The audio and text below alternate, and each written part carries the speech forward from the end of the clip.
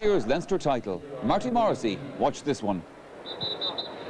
The shock news from the Dublin dressing room is that Kieran Whelan has failed a fitness test and his place at midfield is going to be taken by Enda Sheehy. Colin Moran and Ian Robertson are two of the other changes in the attack. They take the pivotal positions of centre and full forward respectively from Enda Sheehy and Vinnie Murphy, who played the last day. The final change is a corner forward, which sees the return of Dessie Farrell. Westmeath manager Brendan Lowry has selected the same team that overcame Laois and Tullamore on June Bank Holiday Monday. Goalkeeper Aidan Lennon has recovered from a painful back injury to take his place between the posts. Midfield is the responsibility of Rory O'Connell and Damien Gavin, while the attack is altered dramatically with Martin Flanagan on the wing, Ger Heaven on the 40 and Desi Dolan, surprisingly selected a full forward, being past fit to play.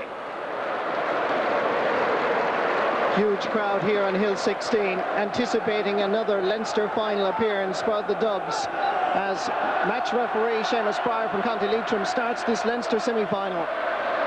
Interesting contrast in fortunes as Dublin contest their 81st Leinster semi-final, Westmeath only their 12th. Jim Gavin sending it over towards Senan Connell. Enda Sheehy coming across for Dublin. And Westmeath have possession.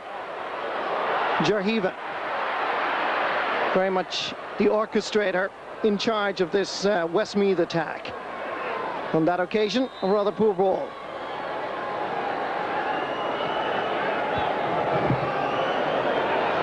Well won by Derek Heaven. To another Heaven Ger, no relation whatsoever. In towards Martin Flanagan, captain of Westmeath, winning the first free of the game for the Maroon and White. Well, there have been no changes in personnel. There have been serious alterations to the Westmeath attack. This player, Joe Fallon, the only one to retain his jersey, and the very first to score for Westmeath.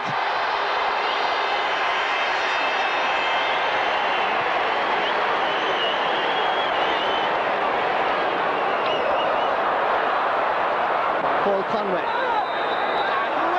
been pulled and dragged a little bit, and it's going to be a free for Westmeath.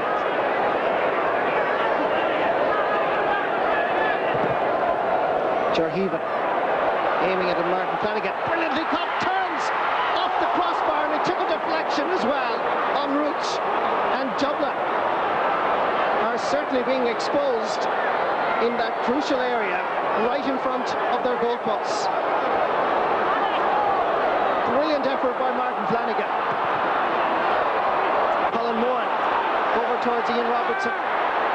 Going forward is Senan Connell on the turn, sends it straight over the bar. That is a great response by Dublin.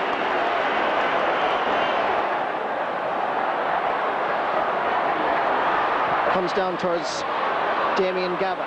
Easy ball for Shane Ryan. Brian Steins again has to go deep into his own territory to gather possession. A ball for Jason Sherlock. Ooh. And he really went up into the clouds there. Colin Moran did well. That's a good ball. Jason Sherlock trying to get inside. And Dublin are back in this match. He really did so well here to beat Aidan Lennon.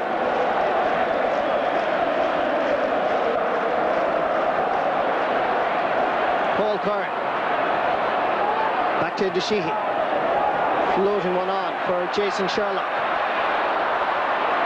Jim Gavin coming forward right through the centre is Senan Connell, great carrier of the ball. Jim Gavin tries from far out and sends it over the bar. For the second point of the match.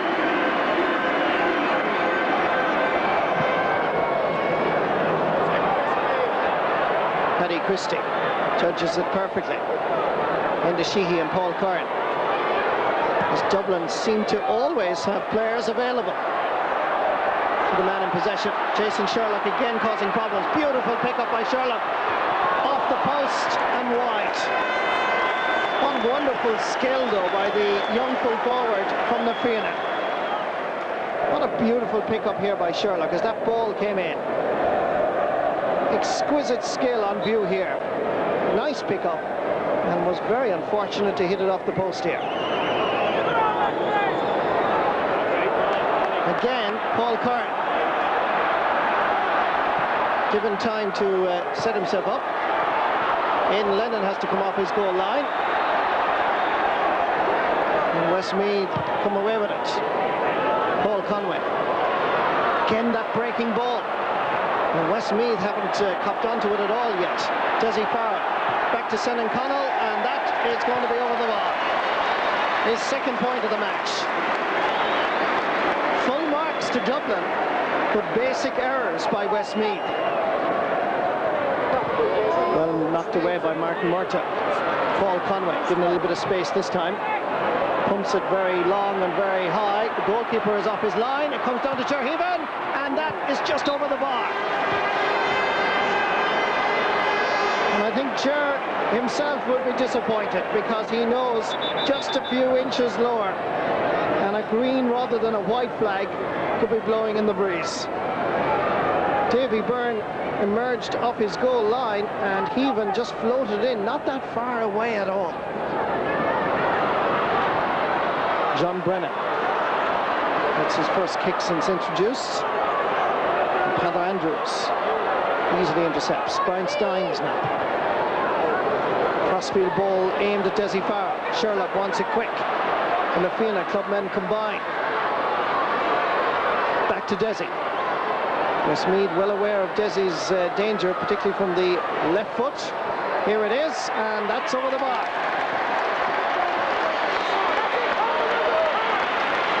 Once again, Hill 16 rejoice. John Brennan. And John Cooney. Oh, terrible ball by John Cooney. And it puts his defence under severe pressure. Ian Robertson, Jason Sherlock, floating it over the bar. A goal and a point. The full forward has now scored. And that all came about from a sloppy, terrible pass from John Cooney. Paul Conway.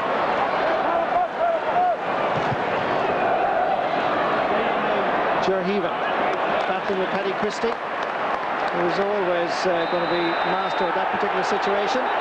Martin Flanagan and Paddy Christie and Gerheven all involved. Now Davy Byrne comes in from nowhere and gets involved where there's no reason, and actually makes the situation worse. And remember, there is a new rule. Those who come in to support their colleagues in any sort of a tussle actually can be sent off. And referee Seamus Pryor, I think, wants to have a word with Davy Byrne, because what it needed there was a cool head to keep matters under control.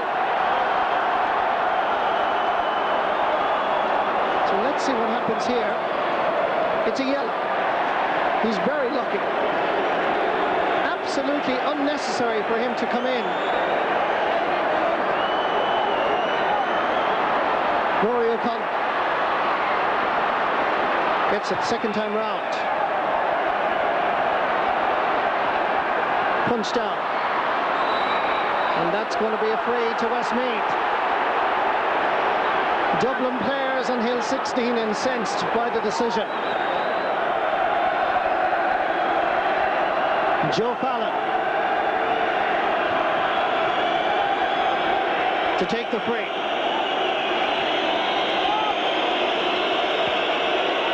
Two efforts and place balls already in this game gone over the bar. And his third follows the same pattern. To Westmeath's credit, although they're not playing very well, their spirit hasn't been dampened. It's a good ball down towards Gerheven, knocked away again by Paddy Christie. He's playing well. Heaven seems to have picked up an injury. Paul Conway, as Heaven lays on the ground. In towards Martin Flanagan, the one man who could score goals for Westmeath. Turns, sends a baller for the second time, hits the crossbar. But this time it goes over the bar. For his first point of the game.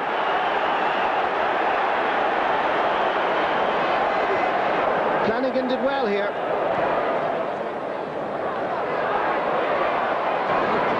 Well won. Shane Collery out to the wing.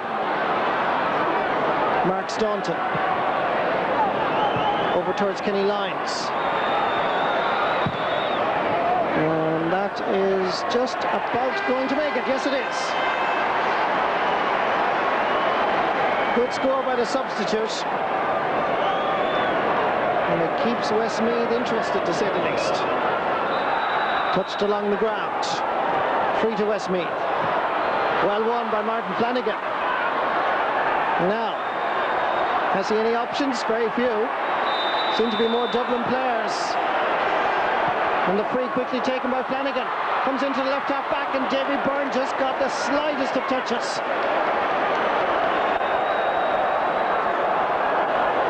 This was so close for Martin Murtagh. Goalkeeper did well. And neither the rain nor indeed Dublin's supremacy has in any way diluted Westmeath's spirit. And the more they pump in long high balls like that, the more Dublin defence will dominate. That, however, was taken off the ground according to the referee.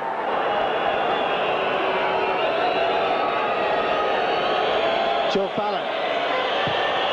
Simple tap over, I'm sure. And that's exactly what it is. 5th point of the match.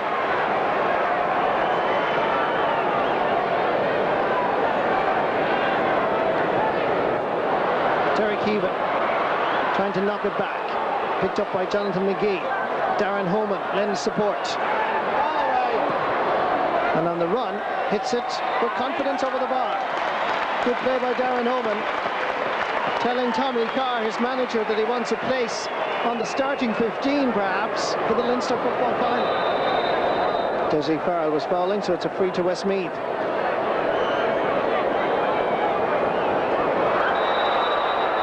And the referee has ended the match after 36 minutes of play in the second half. In the end, certainly Westmeath have learned a lesson, but the gap between minor and under-21 success is quite a huge chasm that has to be filled. Full-time score in Croke. Mistake. Darren Maloney was there for us.